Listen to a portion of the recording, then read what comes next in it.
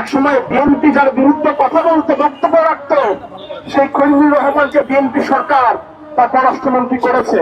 তো 3 দিন আগে নির্বাচন হয়েছে 12 ফেব্রুয়ারি, তার 3 দিন আগে 9 ফেব্রুয়ারিতে অন্তর্বর্তীকালীন সরকার মার্কিন যুক্তরাষ্ট্রের সঙ্গে বাণিজ্য চুক্তি করেছে। এই চুক্তি বাংলাদেশের জনগণের মতামত ছাড়া, কোন রকম সম্মতি ছাড়া, আলাপ আলোচনা ছাড়া এটা এই চুক্তি সম্পন্ন করা হয়েছে। বাংলাদেশের সংবিধানে আছে বিদেশি কোন রাষ্ট্রের সঙ্গে চুক্তি করতে গেলে সংসদে তো আলোচনা করতে হবে, তর্ক বিতর্ক হবে, জনগণকে তারা সুযোগ দিতে হবে। অথচ আমরা দেখলাম রাতের আধারে জনগণকে অন্ধকারে রেখে সে চুক্তি করা হয়েছে। বন্ধুগণ, আপনারা জানেন যে তৎকালীন সরকারের খলিলুর রহমান যিনি চুক্তির সঙ্গে যুক্ত ছিলেন, আমরা অত্যন্ত আশ্চর্যের সঙ্গে দেখলাম বর্তমানে বিএনপি সরকার সেই তাকেই একসময় বিএনপি যার বিরুদ্ধে কথা বলতে বক্তব্য রাখত, সেই খলিলুর রহমানকে বিএনপি সরকার তার পররাষ্ট্রমন্ত্রী করেছে।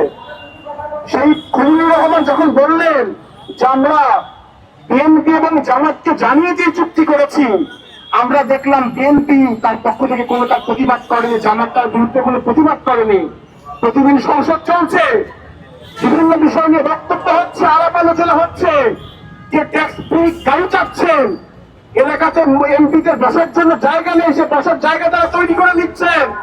অথচ বাংলাদেশের জন্য ক্ষতির কারণ যেই মার্কিন যুক্তরাষ্ট্রের সঙ্গে বাণিজ্য চুক্তি, সেই চুক্তি নিয়ে বিএনপি কথা বলছেন না, জামাত কথা বলছেন না, এনসিপি কথা বলছেন না। বন্ধুগণ, আমরা বলতে চাই বিভিন্ন বিষয় নিয়ে তাদের মধ্যে দ্বন্দ্ব আমরা দেখতে পাই, কিন্তু মার্কিন যুক্তরাষ্ট্রের স্বার্থকে কে কতটা নিশ্চিত করবেন এই বিষয়ে বিএনপি, জামাত এবং এনসিপি তাদের অবস্থান কিন্তু ভিন্ন নয়। বন্ধুগণ, আমরা দেখেছি যে বাংলাদেশে এই সমস্ত দলগুলো অত্যন্ত গণবিরোধী।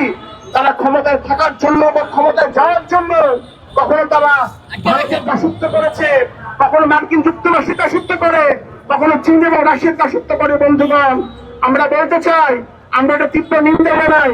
বন্ধুগণ, আপনারা জানেন